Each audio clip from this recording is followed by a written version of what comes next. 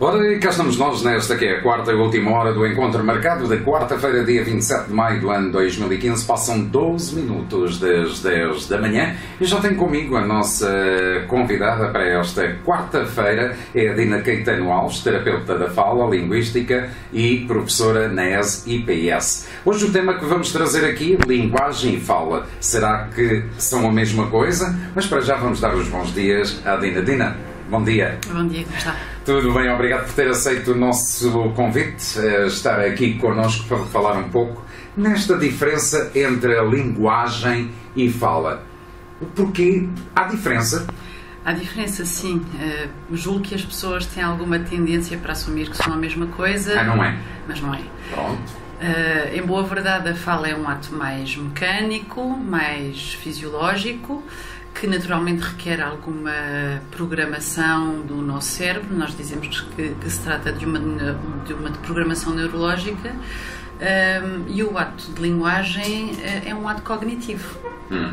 E, portanto, requer algum raciocínio, alguma organização, alguma preparação, algum recrutamento de informações que nós temos num armazém que está sediado no nosso cérebro, e a fala vai, no fundo, executar os movimentos que permitem materializar aquilo que nós planeamos, programamos mais intelectualmente no nosso cérebro.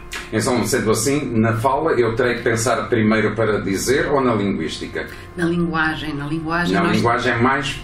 Exatamente, requer um ato de reflexão, de programação, de preparação, é um ato cognitivo. A fala é um ato mecânico, é como andar, é como mexer, é como mover. Naturalmente requer uma preparação, uma programação neurológica, mas não, no fundo, não intelectual, não cognitiva. Não tem conteúdo, digamos assim, tem forma. Tem apenas forma. Exatamente. Então, sendo assim, o que é que poderemos falar, por exemplo, no desempenho da fala? Vamos ao desempenho da fala aqui. Sim, provavelmente as pessoas terão algum interesse em perceber o que acontece quando as crianças são pequeninas, e se iniciam neste treino linguístico. O que elas fazem é um treino tanto linguístico como de fala. A fala vai materializar o conjunto de informações que elas vão adquirindo. Não significa que elas consigam sempre dar a forma correta àquilo que elas pensam dizer, àquilo que elas planeiam dizer. Portanto, daí encontrarmos crianças e observarmos crianças que são muito atabalhoadas na forma de falar. Não significa que isto se reflita no conteúdo daquilo que elas estão a dizer, e vice-versa. Sendo assim, o atabalhoado não quer dizer que não perca com o crescer. Claro. E com o desenvolvimento e a partilha entre os familiares. Exatamente. Porque depois há sempre uma tendência no adulto virar-se para a criança e gesticular um pouco. Isso é saudável? Deve fazê-lo. Deve fazê-lo porque, no fundo, o adulto é um modelo que vai contribuir para o tal armazenamento de informação mais cognitiva, mais de conteúdo, mas também como modelo para que ela treine a forma, portanto, para que ela consiga executar os melhores movimentos mais parecidos, mais semelhantes ao do adulto, que no fundo é o modelo do sistema linguístico ao qual ela se está a tentar aproximar. O som é muito importante para a criança, neste caso o som linguístico? O som é muito importante para a criança. Portanto, é aí que ela associa, quando nós, por exemplo, dizemos água, aquele água aberto, para ele é um som. Mas se lhe dissermos vá lá copo, também já é uma forma diferente, mas associamos água a copo. Portanto, estes sons são todos importantes para que a criança vá desenvolvendo um pouco e saiba quando quer pedir a água. São até porque quando uma criança nasce preparada para adquirir qualquer língua. Portanto, significa que qualquer som tem o mesmo nível de importância inicialmente. Agora, como é óbvio, ela vai ter de canalizar esta informação para os sons que são realmente importantes e distintivos na nossa língua, ou na língua-alvo, neste caso. Isto significa que ela vai ter de desenvolver uma especial atenção para os sons que têm uma importância crucial na língua a que ela quer chegar e começar a ignorar, digamos assim, os outros, porque ela não se pode aperfeiçoar em todos, digamos assim. O objetivo não é esse. Não é esse mesmo. Sendo terapeuta da fala, quando o adulto, e já que estamos na criança por enquanto, quando o adulto vai entrar mais a tentar ensinar a criança a entrar muito nos tais diminutivos. Ou seja, em vez de um menino é um ninho, quando é a água vai mais para a aguinha, aquele lhes que lhes emprega um pouco e que a criança começa a desenvolver por aí. É saudável dessa forma. Sabe que até as crianças, por exemplo, desculpe, que muitas vezes até o aprender dos nomes, há uma tendência de lhes dar nomes que não têm às vezes nada a ver com a pessoa em si. Sim, isso ainda é outra questão. Agora, os diminutivos são uma realidade linguística, portanto, eles existem tanto quanto as palavras sem diminutivo, e a fala dirigida à criança é diferente da fala dirigida a adultos, não é? Portanto, nós usamos uma linguagem diferente.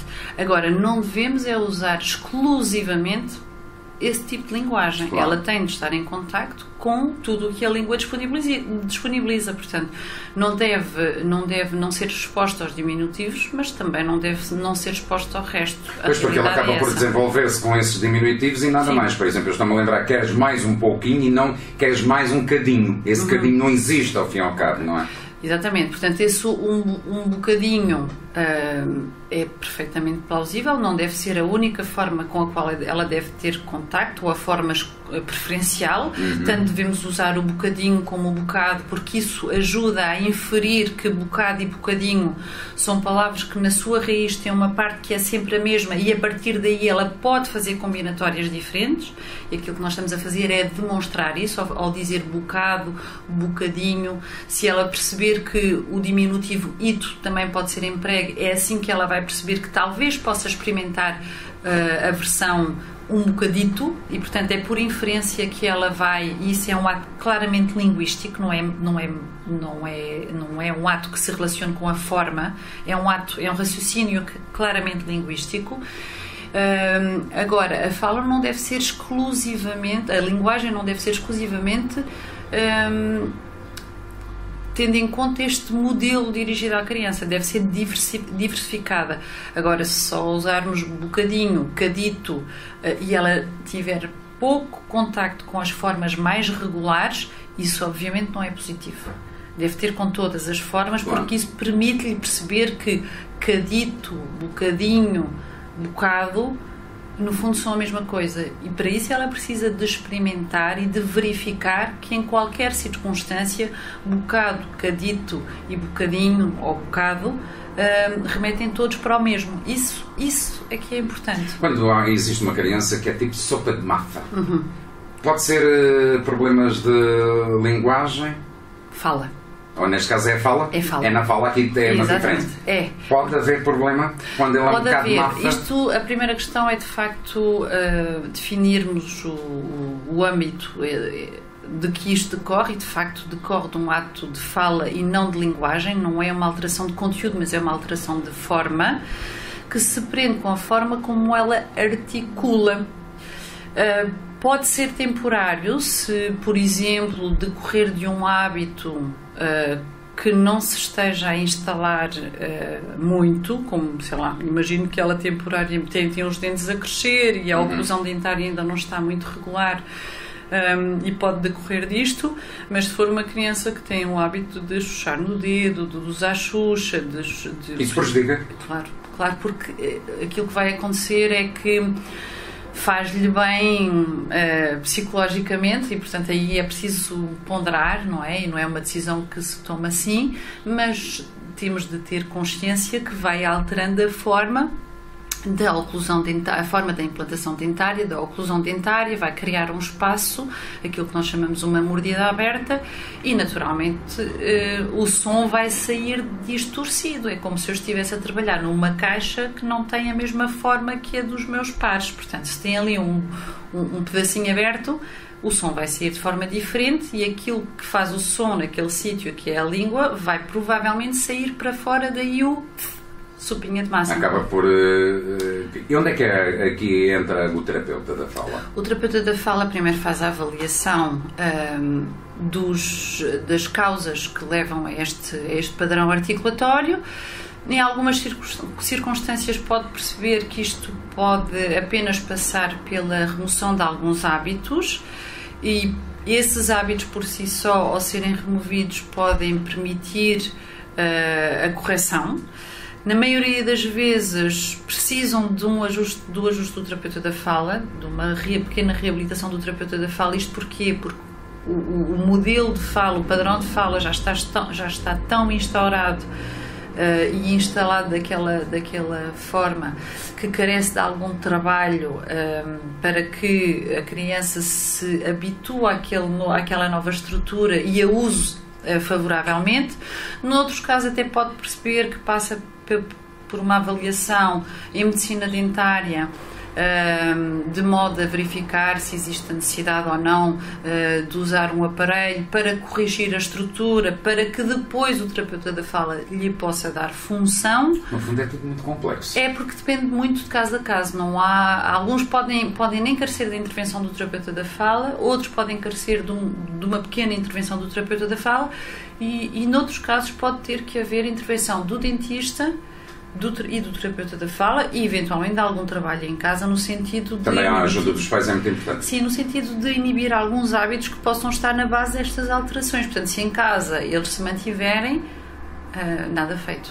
O atraso na fala na criança, como é que, como terapeuta, vê? Os pais dizem assim, está tão atrasado, já tem idade de dizer as primeiras palavras, ainda não consegue fazer frases. Claro. Aqui há algum problema? Ou, às vezes, é mesmo da própria criança? Mais uma vez, depende muito de caso a caso. Caso a caso, não é? Claro, até porque mesmo as crianças que não têm qualquer tipo de dificuldade, nós observamos padrões de desenvolvimento que são distintos. E isto significa que, dentro da normalidade, a hierarquia da emergência das competências não é sempre a mesma. E, portanto, se há variação dentro da normalidade, isto significa provavelmente que as crianças não começam a dizer as mesmas palavras na mesma ordem, mas significa que elas prestam atenção a determinadas características e são as características que emergem e são essas que devem ser comuns e não propriamente a palavra papá ou mamãe, embora saibamos que estas provavelmente são as primeiras, papá, mamã, água, papa. E quando se diz que é de família, também há a mãe que foi atrasada a falar, a avó também, não é bem assim? Pode haver alguma predisposição, mas não tem nada. É o motivo, é a causa mais afastada. Portanto, mais provavelmente pode decorrer de uma causa genética, aí sim, portanto, se houver um problema orgânico, uma patologia, de facto sim, uma deficiência auditiva naturalmente causa alterações no desenvolvimento da linguagem. Precisa a tal situação, o som é bastante importante para que... É porque eu preciso de ouvir para poder replicar e claro, fazer por analogia. E associar os tais sons, não é? Portanto, atrasa sempre.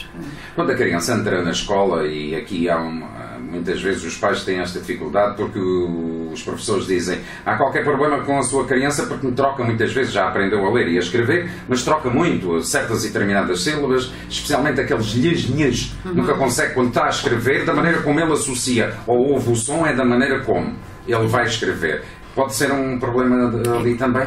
É um problema de linguagem que se reflete na modalidade escrita, neste caso, não na modalidade... Tal e qual como ele ouve é como escreve, como ele diz, escreve. Ele até, por outro lado, ele até pode ouvir bem, até pode dizer bem, mas no momento em que ele tem de recrutar as características que conferem ao som lhe aquela entidade versus ao som lhe aquela entidade, ele tem dificuldade em perceber, em recrutar a característica que os diferencia. E isso vai levar naturalmente a que ele escolha, ora acertadamente, ora erroneamente, a letra que corresponde àquele som, precisamente por ter dificuldades em recuperar uma ou duas das características que distinguem determinados sons da fala. E aí nós vemos estas dificuldades aparecerem em sons que são muito próximos e não naturalmente em sons que são mais distintos. Portanto, rapidamente eles confundem ou se enganam entre nhe e lhe, mas nunca se vão enganar, nunca vão trocar qualquer coisa com nhe e fe, por exemplo. Claro. Porque curioso, são muito são distintos. Portanto, claro. tem muitas características que os diferenciem, logo dificilmente vão causar problema. O que é dislexia aqui? A dislexia, em bom rigor, significa dificuldade, na leitura, lexia. Agora, é um diagnóstico... É também para o terapeuta da fala? O terapeuta da fala trabalha estas áreas, alguns psicólogos também podem trabalhar estas áreas, como em todas as áreas, como em todas as profissões, depende muito também da área de especialização de cada um. Digamos que se for uma dificuldade que decorre mais de problemas de aprendizagem, talvez o psicólogo seja mais adequado. Se for uma dificuldade que decorre de uma dificuldade na organização e na recuperação e na gestão do conhecimento do conhecimento linguístico que ele adquiriu ao longo do seu desenvolvimento e do seu crescimento, que é uma aquisição natural e não aprendida, então aí a intervenção cabe mais ao terapeuta da fala do que ao psicólogo. Portanto, assim, resumindo, se for um problema de aprendizagem, se a dislexia decorrer mais de um problema de aprendizagem, psicólogo, se decorrer mais de um problema de aquisição, de desenvolvimento natural que não se estruturou de forma adequada, então aí o terapeuta da fala é o profissional mais indicado. Indicado para tal. A criança, na aprendizagem, como estávamos há pouco, aprender o papá, o mamãe, isso tudo, qual é a fase, a idade? Também varia de criança para criança, mas, perdão, se chegar ali a 1 ano e meio ainda não consegue, sim, aí devemos recorrer a um terapeuta. Não dizer papá ou mamãe ao 1 ano e meio não é dramático. Nessa idade, o mais dramático é não comunicar. Não demonstrar necessidade de comunicação, até porque depois aquilo que é importante perceber é como é que está todo o seu desenvolvimento motor, a sua capacidade fisiológica em executar determinados movimentos, habilidades motoras, até a mastigação, portanto perceber se ele mastiga bem, se ele respira bem. No fundo, o que estamos a fazer é observar a sua competência e a atuação dos seus órgãos para perceber se eles o dotam dos mecanismos necessários para a fala. E, portanto, se tudo isto for demonstrado, não é por não dizer papá e mamã logo no início, logo ao 1 ano e meio, que devemos ficar preocupados. O que qualquer pessoa deve fazer a partir desse momento é consultar um terapeuta da fala. Muito naturalmente, se o terapeuta da fala não observar nenhum problema que possa justificar este atraso, que ainda não, assim à partida não será um atraso, mas se encontrar a justificação para tal, então tratará ou encaminhará. Caso contrário, o que fará é sugerir uma reavaliação 6 meses mais tarde, ou num período que ele achar adequado, para reobservar o desenvolvimento daquela criança. E o que é importante aqui é permitir que a criança seja reobservada e, melhor ainda, pelo mesmo profissional, para que ele consiga observar o desenvolvimento individual daquela criança, mais do que o comparar com os seus pares.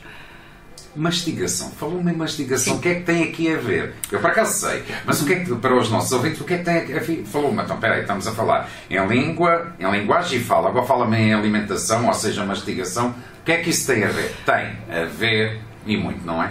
Tem. A estrutura e a função envolvidos no ato mastigatório vão em muito preparar o terreno, digamos assim, para a fala. Portanto, eu preciso de desenvolver mecanismos, a musculatura, o tónus, habilidades respiratórias, que se observam durante o ato de mastigação, que me vão, no fundo, preparar para o ato de fala, que vão preparar as nossas crianças para o ato de fala.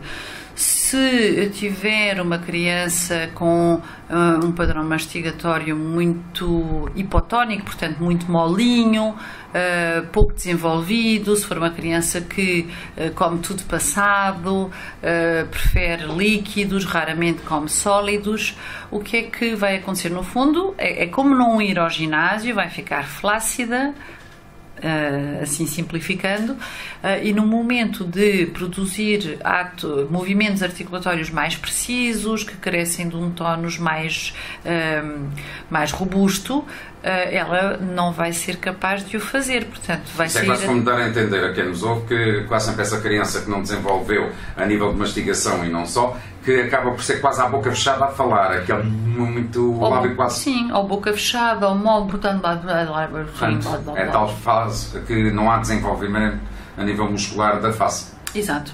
E nós precisamos desse desenvolvimento muscular e precisamos de desenvolver precisão, até porque eu posso desenvolver força, mas não desenvolver uma boa motricidade, uma boa precisão num ato. Portanto, uma das coisas só não é determinante para todo o processo. Eu preciso de um conjunto de habilidades que se vão desenvolvendo de forma muito adequada à medida que a criança vai melhorando a sua função mastigatória.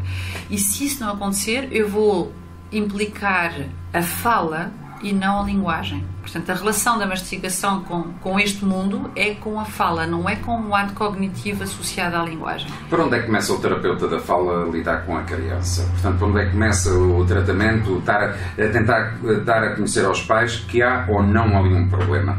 Como é que detecta, por exemplo, a Dina, que é terapeuta da fala, como é que detecta logo uma criança que poderá ou não? Ou descansar os pais? Não, tenham lá calma, isto ainda vai ao lugar, não vão por aí. Qual é a primeira fase? Como deve ter percebido, as nossas áreas de atuação são muito vastas. Portanto, nós trabalhamos na área da linguagem, na área da fala, na área da voz, na área da mastigação, de respiração.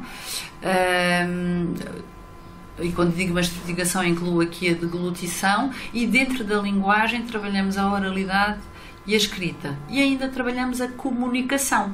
Portanto, quando me diz por onde começar, eu primeiro, numa avaliação, observamos todas estas dimensões. Obviamente... Portanto, põe a criança à vontade, deixa-a estar no mundo dela e é por aí que começa. Também. É muito importante percebermos num contexto natural como é que ela funciona e depois, obviamente, temos testes específicos. Da mesma forma que existem testes psicométricos, testes de coeficiente intelectual, testes de... enfim... testes de visão, existem obviamente testes de linguagem, testes de avaliação do padrão de fala, testes de observação do padrão mastigatório, portanto, e alguns, como eu tenho dito, alguns destes testes avaliam não só a estrutura como também a função, portanto, observar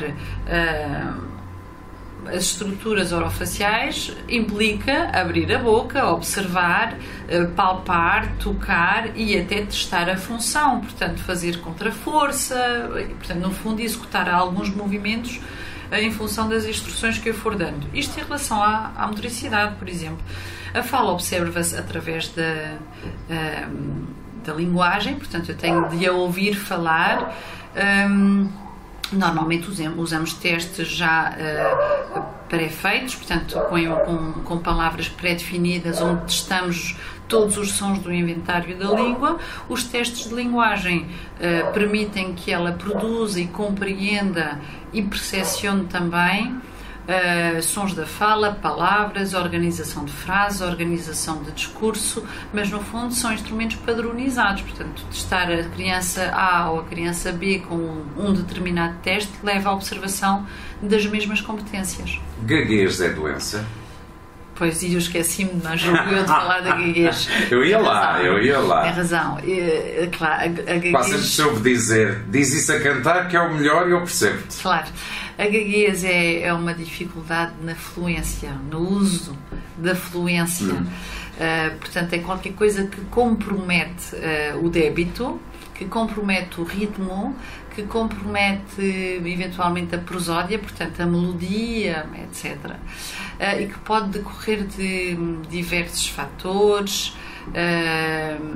Aqui o essencial também no papel do terapeuta da fala é perceber qual a causa que leva a esta dificuldade na fluência. Portanto, pode ser qualquer questão mais neurológica, pode até haver aqui uma interferência de uma questão respiratória, pode haver uma interferência no planeamento da informação linguística que eu estou a preparar, quer dizer, e não consigo recrutar no momento certo as palavras que eu quero dizer. Portanto, há diversas causas e podem coexistir mais do que uma pode coexistir mais do que uma causa. E aqui o importante para o terapeuta da fala é identificar o que leva a esta desfluência, não é? A gaguez. É mito dizer-se que não se deve pregar sustos às crianças que podem ficar gagas. Toma lá cuidado com a tua irmã. Não entres, ou o teu irmão, não entres assim de repente, a criança assusta e fica gago. É um mito. Quer dizer, se isso acontecesse literalmente cada vez cada susto, a cada susto, portanto seria preocupante, e acredito que todos nós fôssemos gagos, porque todos nós já apanhamos sustos na vida, não é? Portanto, não é linear, claro. A gaguez não decorre desse contexto especificamente, é claro. Muito bem, agora da criança, penso que foi dito mais ou menos aquilo que nos queriam ouvir dizer.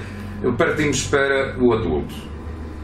Um adulto, que sei que vocês também trabalham nesta área, quando lhe dá um AVC, há adultos que perdem a fala ou a língua. Explique-me um pouco, perdem a fala ou a língua?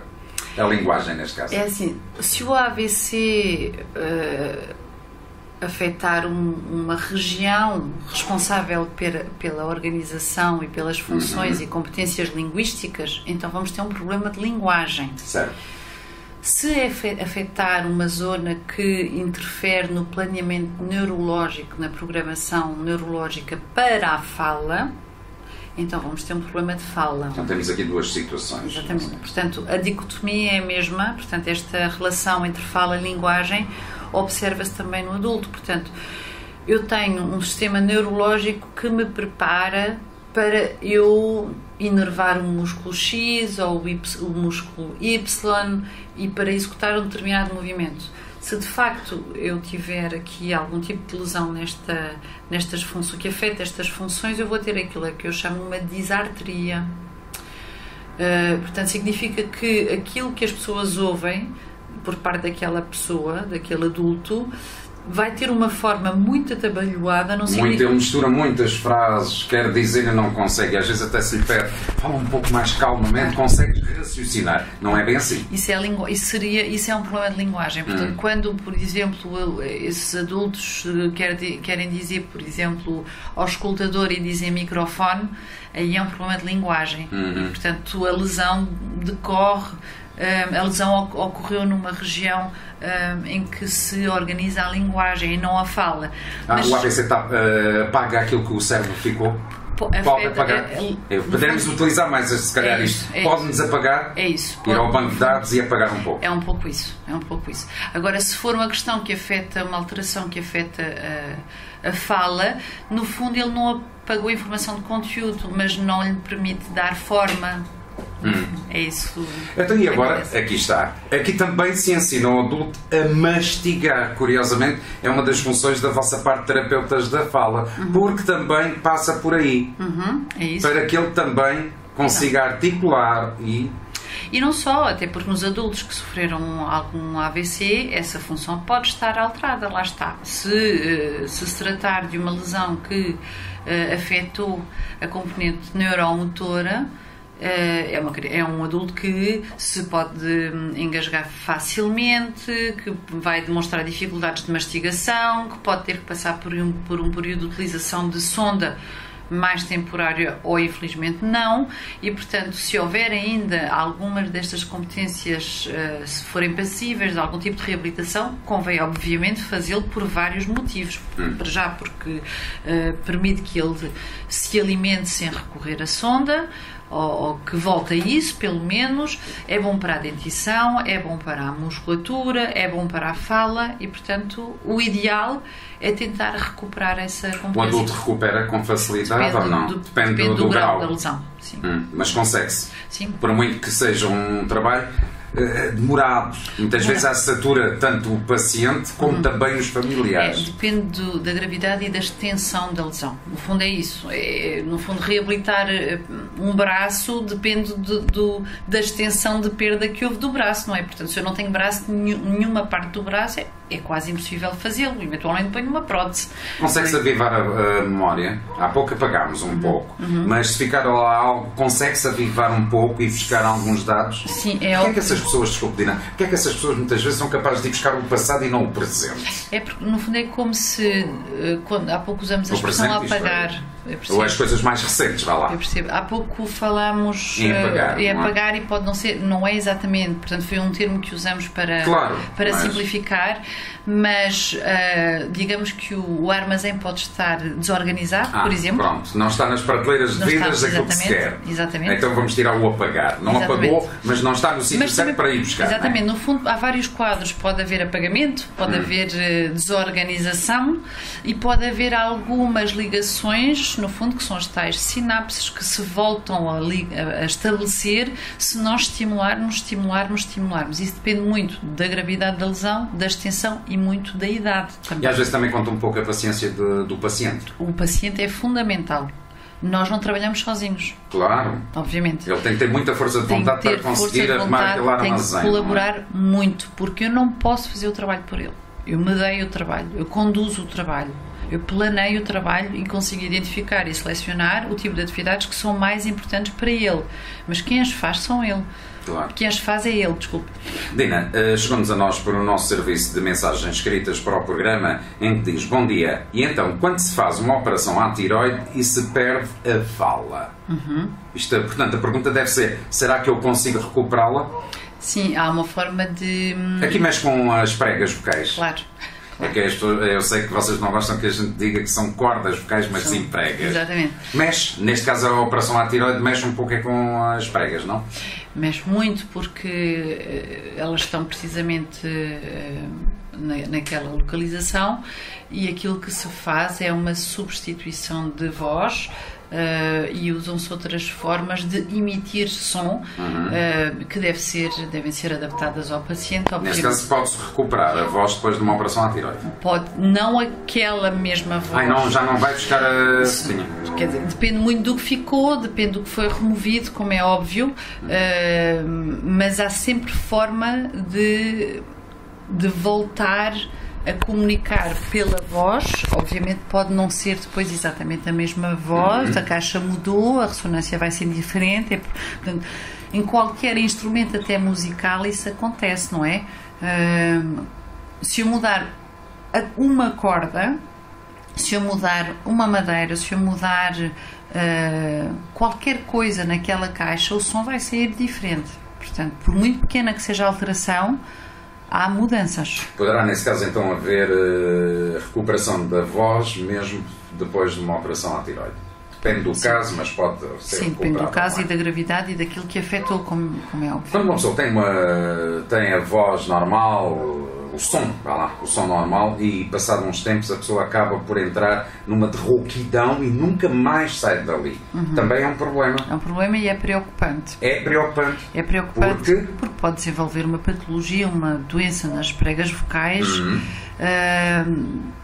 que pode ser mais difícil de resolver ou de se autorresolver. Aquela pessoa que anda sempre também é problema. Claro, e além disso, isso acontece é porque há qualquer corpo, qualquer causa que leva àquele padrão. E o importante aqui o fundamental é identificar o que leva a isso, porque esse padrão repetido vai levar a uma lesão. É como bater sempre no mesmo sítio, um pé num sapato, uma mão em algum sítio, na indústria, aqueles trabalhos, aquelas funções repetidas levam a um calo naquele sítio, a uma tendinite naquele sítio. Nas pregas vocais é a mesma coisa. Portanto, se eu repetir este movimento, vai causar uma lesão. E essa lesão pode ser depois mais difícil de resolver. As neiras que se fazem na vida em relação à voz é tabaco, aqui fala-se bastante, as bebidas alcoólicas, mas há uma coisa que as pessoas também o fazem e que poderá ser prejudicial ou não, e é a Dina que me vai falar nisso. A história de se beber um café, o café sai da máquina, vamos beber, ele está quente, que há pessoas que adoram saborear o café quente e depois em cima um copo de água. Há ali um choque térmico. Claro. Pode ser prejudicial. É prejudicial. Mas sabe tão bem. Mesmo sem choque térmico, tomar bebidas muito frias ou muito quentes podem prejudicar. Portanto, o ideal é recorrer a beber numa temperatura mais amena, natural. Gelados. Mesma coisa. Tem porque que eu quando sou operado à garganta é usual. Isso é um cicatrizante, é diferente, é um cicatrizante. No fundo é para a mucosa, não é propriamente para. Não é um benefício para as pregas vocais. Bem, tenho aqui mais uma pergunta, estamos numa quase consulta, desculpe, Dina. Também para o nosso serviço de mensagem chega-nos esta: retirando as duas glândulas tiroideias, penso que é assim que se diz, qual os cuidados a ter? Bem, eu acredito que essa pessoa, ou espero que possa ter. Eu tenho outra, curiosamente. Foi nosso ouvinte Graça Marques agora neste momento. Ok. Não sei exatamente onde é que ela foi acompanhada, mas acredito que em ambiente hospitalar, que normalmente tem terapeuta da fala. Em princípio, qualquer terapeuta da fala lhe irá dizer o que ela deve fazer, mas naturalmente que os cuidados que nós acabamos de referir são essenciais. Portanto, deve beber água, portanto, hidratar é muito importante, a temperatura da água deve ser natural. Não bebem água. Há pessoas que, agora eu não consigo beber água, e quase sempre se aconselha a beber 1,5 litro, mas pelo menos seria o ideal, de vez em quando, beber água. Sim. Mais para que haja um pouco de lubrificação. Exatamente. É muito importante. Nós precisamos de água, não é só para a voz, precisamos de água para tudo. Mesmo, o nosso corpo é composto por 75%. Exatamente. Aí está, se o perdemos, precisamos dele, não é? Dessa água no corpo. Exatamente. E essa ouvinte não deve gritar, não deve frequentar ambientes com fumo, tóxicos. Deve hidratar-se ao máximo, enfim, não deve usar durante muito tempo a voz para não gerar cansaço vocal. Portanto, é óbvio que se ela estiver num ambiente em que há muito ruído, o que ela deve fazer é aproximar-se da pessoa a quem ela deve dirigir-se e não gritar. Não é? Está-se a tentar ouvir a ela própria e dar-se a ouvir. E é nocivo, portanto, ela não deve fazer isto. Pronto, depende muito da profissão também que ela tem. Não é? Claro. Os cuidados são diferentes, não é? Claro que há ressalvas mais importantes para alguns profissionais do que para outros. Há pessoas que trabalham num café e que estão sempre em contacto com muito ruído e inevitavelmente usam a voz numa intensidade mais elevada para se fazerem ouvir naquele meio. Isso não deve acontecer, portanto, para essas pessoas há cuidados a ter durante algum tempo. Outros são professores, enfim. E pronto, e a lubrificação, a hidratação é muito importante. E a temperatura amena, não beber o tal chá muito quentinho, isso não se deve fazer. E as comidas quentes, especialmente aquelas canja que as pessoas adoram comer bem quente. Mas não deve ser demasiado quente. Pelo menos isso é importante. Dina, o que é que ficou por dizer e gostaria de acrescentar, caso eu não tivesse lhe colocado qualquer questão, que ficou por dizer? Eu acho que nós falamos um pouco de tudo, não é? Mas eu acho que as pessoas façam uma dúvida nestas áreas. Eu vou falar na área em que eu trabalho, na área da terapia da fala. Nós trabalhamos, como disse há pouco, na comunicação, linguagem oral e escrita, fala, na fluência, portanto, que tem como patologia mais conhecida a gaguez. Na área da deglutição, qualquer dúvida nessa área, seja com criança, adulto, adolescente, o melhor é procurar um terapeuta da fala. Se não for qualquer coisa que ele possa resolver, ele encaminha. Portanto, até porque é uma área que se relaciona com muitas outras áreas: psicologia, neurologia, otorrinolaringologia, ortodontia. São muitos, pediatria, são muitos os profissionais que podem trabalhar em colaboração connosco, dependendo do caso, em acompanhamento. E, portanto, faça qualquer dúvida, procurar o terapeuta da fala. É importante depois, ainda que o terapeuta da fala chegue à conclusão que não é preocupante, a pessoa não deve ficar arrependida, olha, não devia ter ido. Não, o melhor de facto é ir, e que seja, se o diagnóstico não for nenhum, melhor ainda, mas tem esta confirmação. Em casos dúbios, na maioria das vezes o terapeuta da fala vai recomendar uma reavaliação. É muito importante voltar-se, e eu volto a reforçar a ideia de tentar procurar o mesmo terapeuta da fala, ou pelo menos o mesmo sítio onde está o processo, onde já constam alguns dados, embora os relatórios possam circular, como é óbvio. Mas é muito importante que o mesmo terapeuta ou o mesmo serviço tenha acesso à mesma criança para verificar a evolução daquele sujeito. Deve ter sempre acompanhamento pelo mesmo terapeuta, o que é importante. É importante se conseguir fazer isso, sabe, principalmente em caso de dúvida, não é? Em caso de dúvida, para perceber qual a evolução que foi conseguida por aquela criança, por aquele adulto. Muito bem. Lina, obrigado por ter estado connosco. Eu penso que os nossos ouvintes ficaram com uma ideia de o que é a linguagem e a fala, a tal forma de se poder precaver de certos e determinados problemas, e além disso dar a conhecer, ter a oportunidade de falar com um terapeuta caso se necessite. Muito obrigado por estar connosco. Obrigada. Até uma próxima. Adeus.